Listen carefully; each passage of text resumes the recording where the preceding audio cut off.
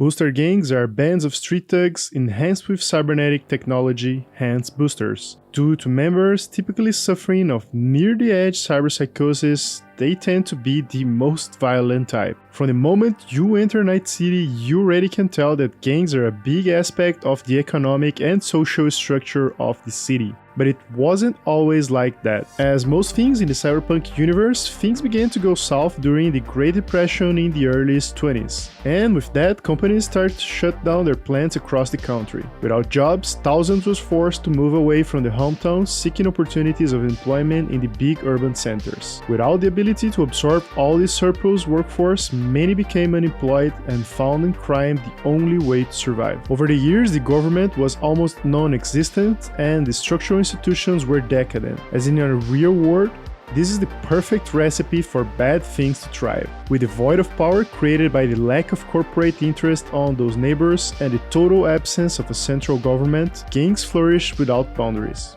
On Cyberpunk 2077, booster gangs control many aspects of daily life in Night City.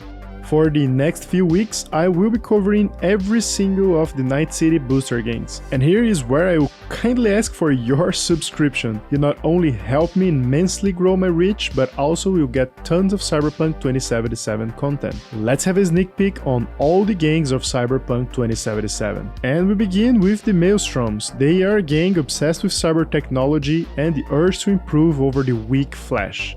We had a glimpse on how they operate on the 2018 demo gameplay when we got there to retrieve the Flathead robot. They can be easily recognizable by their cyberlimbs and huge optical augmentation that almost always cover the entire whole faces.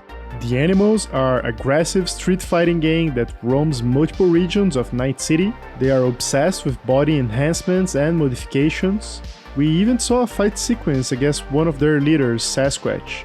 They are almost impossible not to recognize as they are the classic gym rats elevated to the power of 20. The Voodoo Boys hold some of the most brilliant netrunners from Night City. They have strong backgrounds related to Haiti, which by the way is long gone thanks to a massive climate change, and we had a chance to meet them on the deep dive demo. Most of them feature an African style element such as dreadlocks for example, and they almost always are wearing black. The 6th Street Gang is one of the oldest still around in Night City by 2077. It was founded mostly by veterans of the Fourth Corporate War who were tired of local gang activity and decided to take matters into their own hands. Their motivation is, and I quote, to bring justice to the city. Whatever that even means in their crazy interpretation of the law. Their style screams for patriotism and is heavily influenced by old-school military outfits. My personal favorite gang was first showcased just recently on the first episode of Night City Wire, Dmox. They are a small gang consisting mostly of sex workers, and yeah, you heard it right, a sex worker gang. Dmox is probably the closest gang we'll ever see that stands for what it is to be a cyberpunk in 2077. Most of their members have a special version of the real skin body modification that gives them this plastic look, imitating a sort of a doll. And this is why their skin was so shiny on the gameplay footage. And my bet is that you didn't know that. That's pretty cool, right? Moving on, we have the Tiger Claws, one of the biggest gangs in whole Night City. They're ruthless, powerful, and have a strict code of honor. I guess they are the Cyberpunk 2077 version of our Yakuza. Tiger Claws foot soldiers are easily recognizable by their luminous Asian tattoos, fast street bikes, and of course, katanas. The Valentinos are probably the biggest gang currently operating in Night City, with an estimated member count of over 6,000 people.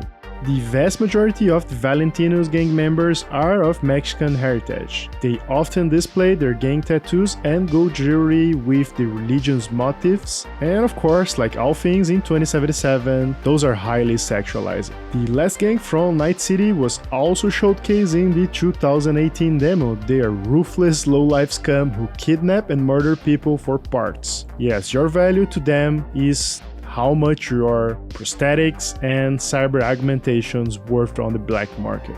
The so-called Scavengers lack structure and organization, and their groups are scattered across Night City and you almost never see a large pack of them in a single place. I already stated that my personal favorite are Dmox, and I would love to hear from you which one of them are your personal favorite.